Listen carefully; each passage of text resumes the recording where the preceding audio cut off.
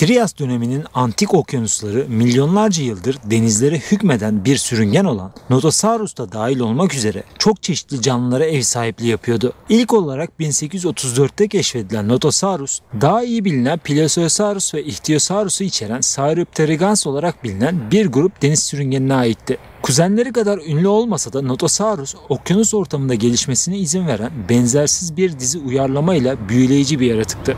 Latince'de sahte kertenkele anlamına gelen Notosaurus, Avrupa'dan Kuzey Afrika'ya ve Çin'e kadar dağınık bir şekilde bulunan Notosaur takımının en bilinen üyesidir. Adını onu zamanının diğer deniz sürüngenlerinden ayıran sıra dışı özelliklerden alan Notosaurus, zarif modern bir gövdeye ve keskin dişlerle dolu güçlü çenelere sahip zorlu bir avcıydı. Yaklaşık 230 milyon yıl önce Orta ve Geç Trias dönemlerinde yaşamış bir su sürüngeni olan Notosaurus'un uzun kuyruğu hızlı ve çevik bir şekilde yüzmesini sağlarken iri gözleri ve keskin koku alma duyusu karanlık derinliklerde avını bulmasına yardımcı oluyordu. Notosaurus'un en çarpıcı özelliklerinden biri 4 metreye kadar ulaşan uzun ve ince gövdesiydi. Eksik olan kalıntılara bakarak soyu tükenmiş bir organizmanın vücut boyutunu tahmin etmek oldukça zordur ve genelde abartması kolaydır. Ama bazı örnekler ve kuzenleri bu yaratıkların 6-7 metre boya da ulaşabildiğini kanıtlıyor. Notosaurus ayrıca kendisini suda büyük bir güçle itmek için kullandığı güçlü bir kuyruğa sahipti.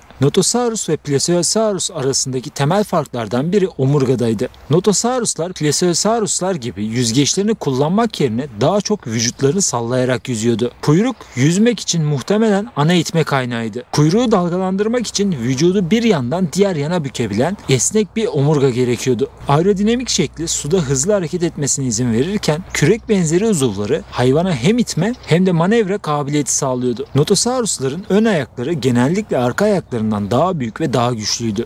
Bu ön bacakların yüzmede, muhtemelen dönüşlerde ve kuyruklarının sağladığı gücü tamamlamada bir rolü olduğu düşünülüyor. 2014 yılında Live Science'da yayınlanan makalede Çin'de bulunan fosiller ve izler dinozorlar çağında okyanuslarda dolaşan yırtıcı sürüngenlerin yakaladığı avlarını bir araya toplamak için kürek çekme hareketini kullandıklarını kanıtlıyor. Böylece ıstakoz ya da diğer balıkları bir araya toplayıp daha büyük lokmalar şeklinde yiyebiliyordu. Aslında birçok bakımdan vücut yapısı çok daha sonraki Plesiosaurus'larınkine oldukça benziyordu. Fakat su ortamına onlar kadar iyi adapte olamamıştı. Notosaurus'un en ilgi çekici yönlerinden biri hava solma yeteneğiydi. Sudaki yaşam tarzına ve zamanının çoğunu suda geçirmesine rağmen Notosaurus'un avına devam etmek için tekrar dağılmadan önce oksijen almak ve havayı solumak için periyodik olarak yüzeye çıkması gerekiyordu. Bunu yapmak için burnunun üstünde göğsündeki bir dizi akciğere bağlanan bir çift burun deliği vardı. Bu yüzeye çıktığında kolayca nefes alabilmesine rağmen hayvanın uzun süre su altında kalmasına izin veriyordu. Bu uyarlama Notosaurus'un sığ kıyı sularından daha derin açık okyanuslara kadar çeşitli farklı su ortamlarını keşfetmesine fırsat tanıyan önemli bir özellikti.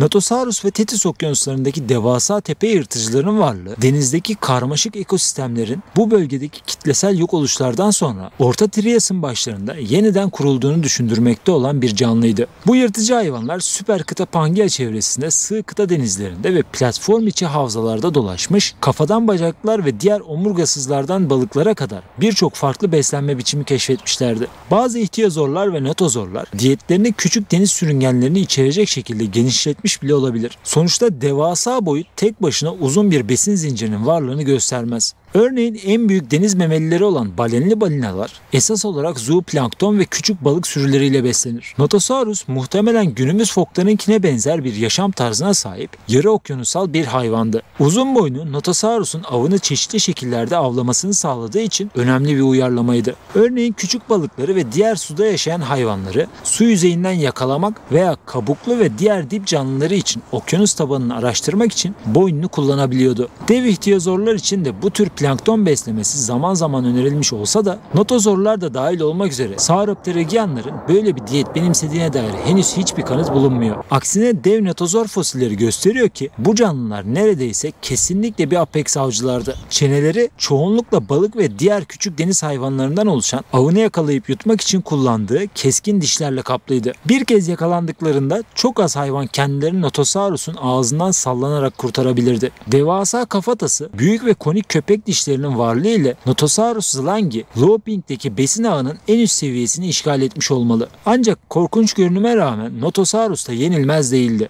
Dönemindeki birçok canlı gibi su sıcaklığındaki dalgalanmalar ve deniz seviyelerindeki değişiklikler de dahil olmak üzere değişen çevre koşullarına uyum sağlamak zorunda kalmışlardı. Okyanuslar soğumaya başladığında ve deniz seviyeleri düştükçe Notosaurus kendisini giderek daha düşmanca bir bölgede bulmuştu.